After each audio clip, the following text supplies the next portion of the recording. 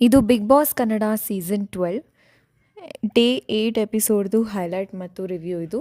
Episode start ಆಗಿದ್ದು weekend ಎಪಿಸೋಡ್ದು ಕಂಟಿನ್ಯೂಷನಿಂದ. ವೀಕೆಂಡ್ ಎಪಿಸೋಡಲ್ಲಿ ಅಮಿತ್ ಆ್ಯಂಡ್ ಕರಿ ಬಸಪ್ಪ ಅವರು ಎವಿಕ್ಟ್ ಆಗಿದ್ದರು ಆ್ಯಂಡ್ ಸುದೀಪ್ ಅವರು ಸಹ ಸಾಕಷ್ಟು ಎಪಿಸೋಡಲ್ಲಿ ಎಲ್ಲರನ್ನೂ ಬೈದರು ಆ್ಯಂಡ್ ಇಂಡೈರೆಕ್ಟಾಗಿ ಈ ಸೀಸನ್ನು ಅಷ್ಟೊಂದು ಚೆನ್ನಾಗಿ ರನ್ ಆಗ್ತಾ ಇಲ್ಲ ಅಂತ ಕೂಡ ಸಾಕಷ್ಟು ಹಿಂಟ್ಸನ್ನು ಕೊಟ್ಟರು. ಆ್ಯಂಡ್ ನಂದು ಸಹ ಪರ್ಸ್ನಲ್ ಒಪಿನಿಯನ್ ಅದೇ, ಬಾಕಿ ಸೀಸನ್ಸ್ನ ಕಂಪೇರ್ ಮಾಡಿದ್ರೆ ಅಥವಾ ಬಾಕಿ ಲ್ಯಾಂಗ್ವೇಜಸ್ನೇ ಕಂಪೇರ್ ಮಾಡಿದ್ರೆ ಈ ಸೀಸನ್ ಬಿಗ್ ಬಾಸ್ ಯಾಕೋ ತುಂಬಾ ಸ್ಲೋ ಪೇಸಲ್ಲಿ ಇದೆ ಆ್ಯಂಡ್ ಅಷ್ಟೊಂದು ಯಾಕೋ ಎಂಟರ್ಟೈನಿಂಗ್ ಅನ್ನಿಸ್ತಾ ಇಲ್ಲ ಅಂತ ನನಗೂ ಅನಿಸಿತ್ತು.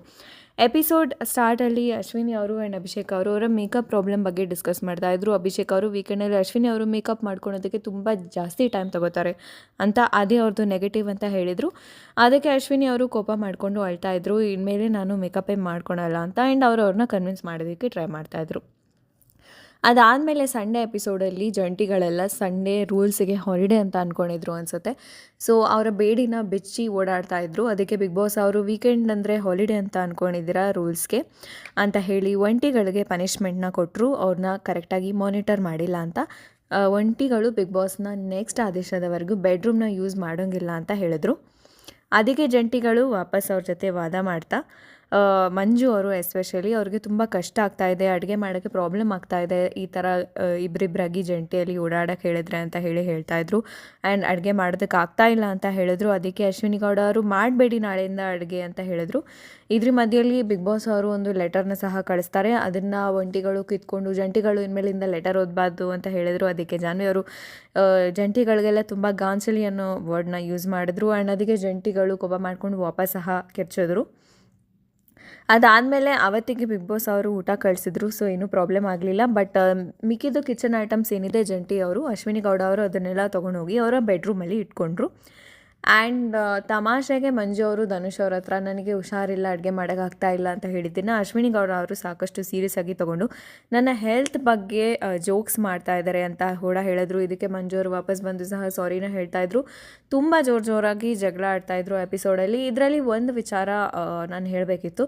ಅಶ್ವಿನಿ ಗೌಡ ಅವರು ರಕ್ಷಿತಾ ಅವ್ರನ್ನ ಕಾರ್ಟೂನ್ ಅಂತ ಒಂದು ಪದ ಯೂಸ್ ಮಾಡಿದ್ರು. ಈ ಕಾರ್ಟೂನು ಒಂಟಿನೇನಾ ಅಂತ ಸಹ ಕೇಳಿದ್ರು. ಅವ್ರು ಹೇಳಿದ್ದು ನನಗಂತೂ ಇಷ್ಟನೇ ಆಗಲಿಲ್ಲ. ಆ್ಯಂಡ್ ಐ ಥಿಂಕ್ ಇದನ್ನು ವೀಕೆಂಡ್ ಎಪಿಸೋಡಲ್ಲಿ ಹೈಲೈಟ್ ಮಾಡಬೇಕು ಅಂತ. ಬಿಕಾಸ್ ಎಲ್ಲ ಸದಸ್ಯರು ಒಳಗಡೆ ಬಂದಾದಮೇಲೆ ಎಲ್ಲರೂ ಈಕ್ವಲ್ಲೇ, ಯಾರು ದೊಡ್ಡವರು ಚಿಕ್ಕವರು ಅಂತ ಇಲ್ಲ. ಆ್ಯಂಡ್ ಯಾರಿಗೂ ಡಿಸ್ರೆಸ್ಪೆಕ್ಟ್ ಮಾಡಿ ಮಾತಾಡಬೇಕು ಅಂತ ಇಲ್ಲಿ ಯಾರೂ ಅಷ್ಟೊಂದು ದೊಡ್ಡವರಲ್ಲ. ಸೊ ಅವ್ರು ಚಿಕ್ಕವರಾಗಿರ್ಬೋದು, ಬಟ್ ಅದಕ್ಕೆ ಅಶ್ವಿನಿ ಗೌಡ ಅವರು ಕಾರ್ಟೂನ್ ಅಂತ ಕರೆಯೋದು ಐ ಡೋಂಟ್ ಥಿಂಕ್ ಅದು ಸರಿಯಾದ ಪದ ಬಳಕೆ ಅಂತ. ಆ್ಯಂಡ್ ಇದ್ರ ಬಗ್ಗೆ ಮೋಸ್ಟ್ಲಿ ವೀಕೆಂಡಲ್ಲಿ ಕೇಳಲೇಬೇಕು ಅಂತ ನನಗೆ ಅನಿಸುತ್ತೆ. ಅದಾದಮೇಲೆ ಡೇ 8 ಸ್ಟಾರ್ಟ್ ಆಯಿತು. ಅದೇ ಜಗಳ ಮತ್ತೆ ಕಂಟಿನ್ಯೂ ಆಯಿತು. ಅಶ್ವಿನಿ ಗೌಡ ಅವರು ಇನ್ನು ಮುಂದೆ ಜಂಟಿಗಳು ನಮಗೆ ಅಡುಗೆ ಮಾಡೋದು ಬೇಡ ಅನ್ನೋ ಸ್ಟ್ಯಾಂಡಲ್ಲಿ ಫಿಕ್ಸ್ಡ್ ಆಗಿದ್ದರು. ಆ್ಯಂಡ್ ಸತೀಶ್ ಅವರು ಸಾಕಷ್ಟು ಸಹ ಬಂದು ಕಾಂಪ್ರಮೈಸ್ ಮಾಡೋಕ್ಕೆ ಟ್ರೈ ಮಾಡಿದ್ರು.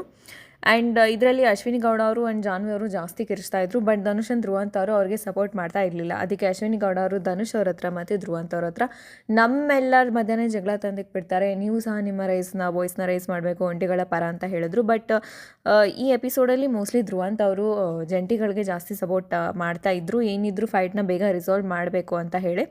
ಅದಾದಮೇಲೆ ಅಶ್ವಿನಿ ಅವರು ಜಾನ್ವಿ ಅವರು ಸೇರಿಸಿ ಕಿಚನ್ನ ಒಂದು ಸೋಫಾ ಇಟ್ಟು ಬ್ಲಾಕ್ ಮಾಡಿಬಿಟ್ರು. ಧ್ರುವಂತ್ ಅವರು ಆ ಸೋಫಾನ ಎಳೆದು ಇಲ್ಲ ಮನೆ ಕೆಲಸ ಏನಿದೆ ಅದು ನಾರ್ಮಲಾಗಿ ನಡೀತಾ ಇರಬೇಕು ಅಂತ ಹೇಳಿದ್ರು.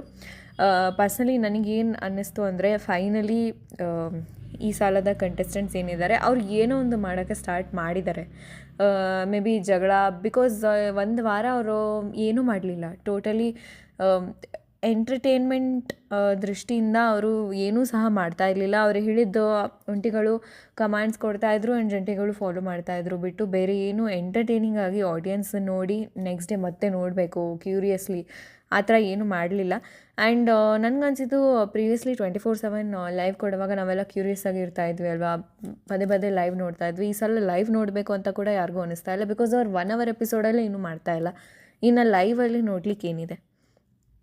ಅದಾದಮೇಲೆ ಬಿಗ್ ಬಾಸು ಎಪಿಸೋಡ್ ಎಂಡಲ್ಲಿ ಈ ವಾರದ ಇನ್ನೊಂದು ಟಾಸ್ಕನ್ನು ಕೊಟ್ಟರು. ಏನಂದರೆ ಕಾಕ್ರೋಚ್ ಸುದ್ದಿ ಅವರು ಒಂದು ನಿಗೂಢ ವ್ಯಕ್ತಿ, ಅವರೊಂದು ಭಯಂಕರ ಗುಹೆಯಲ್ಲಿ ಮನೇಲಿ ಇದ್ದಾರೆ ಅಂತ ಹೇಳಿದ್ರು. ಆ್ಯಂಡ್ ಅವರು ಈ ವಾರದ ಅಸುರ.